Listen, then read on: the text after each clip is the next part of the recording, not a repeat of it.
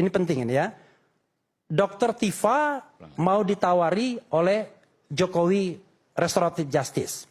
Saya tangkap itu, ya itu terserah Pak Jokowi, oke?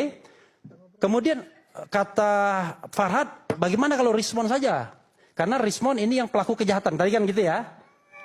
Begini. Tidak pernah Pak Jokowi mau menawarkan restoratif justice. Iya, oke. Saya mencurigai dengan penyebutan nama itu, apakah ada pihak-pihak tertentu itu yang saya ingin katakan. minta pertemuan ke Solo. Ini yang ingin saya katakan. Kalau ya memang kan? nggak pernah ya bantah aja. Ini yang saya katakan, ya kan?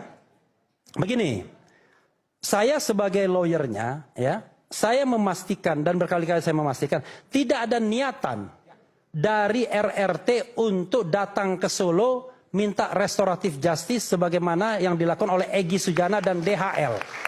Saya bilang kemarin di depan ratusan mahasiswa di Bandung, kalau mereka restoratif justice, saya akan berhenti sebagai lawyernya. Oke? Dan relawan juga kalau memaafkan mereka. Sebentar dulu. Mereka apalagi. Sebentar. Dan saya katakan, ya kan, yang benar itu adalah Pak Jokowi yang minta maaf ke RRT. Kenapa begitu? Kenapa begitu? Karena dialah yang melakukan kriminalisasi sesungguhnya. Dia tidak paham tentang demokrasi, hak asasi manusia, dan kebebasan menyatakan pendapat baik secara lisan dan tulisan. Ini orang-orang kan kualitasnya kan kacau. Jadi kalau kita mengerti tentang demokrasi, konstitusi, kebebasan ilmiah, akademik, dan lain sebagainya, maka tidak boleh ada peneliti yang dikriminalkan. Nah, ini bayangkan, seorang mantan presiden mengkriminalkan warga negara yang tidak memiliki afiliasi kekuatan apapun. Siapa sih Dr. Tifa itu? Apakah ada kekuatan di belakangnya? Siapa Rismon itu? Siapa Roy Suryo itu? Mereka adalah orang yang independen, tapi tingkat pendidikan mereka tinggi. Dan jangan lupa, kalau Anda mau menantang ya 3 klien saya, buat buku yang setara dengan Jokowi's White Paper. Sanggup nggak? Karena ada yang mengatakan tulisan dalam Jokowi's White Paper itu setara dengan karya S3. Coba baca. Dan saya yakin mereka kalian semua ini baca saja enggak. Iya kan? Siapa yang mengatakan baca Jokowi's White Paper? Enggak ada yang baca. Karena itulah menurut saya ya, hal-hal seperti ini udahlah, kita jangan membodohi rakyat Indonesia. Rakyat Indonesia Anda tahu ya, siapa bicara dengan hati nurani, siapa yang bicara karena ada kepentingan ekonomi di belakangnya. Wassalamualaikum warahmatullahi wabarakatuh. Bentar. Saya mau tanya dulu, boleh nggak? Boleh nggak saya tanya? Kepentingan ekonomi di belakangnya, maksudnya apa? Nggak, langsung.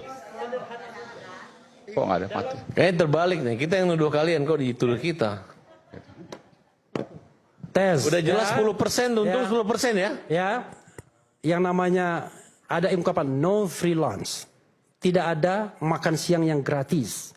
Kalau Anda membela kekuasaan, atau Anda membela mantan penguasa yang masih powerful dari sisi ekonomi, maka tentu Anda mengharapkan sesuatu. Kalau tidak kekuasaan, jabatan, uang, itu kan common sense dimanapun. Tapi kalau Anda membela orang yang dizalimi, orang yang berhadapan dengan kekuasaan, Anda nilai sendiri. Apakah kemudian kita punya motif ekonomi dan jabatan? Kalau saya punya motif jabatan, saya rayu Pak Prabowo.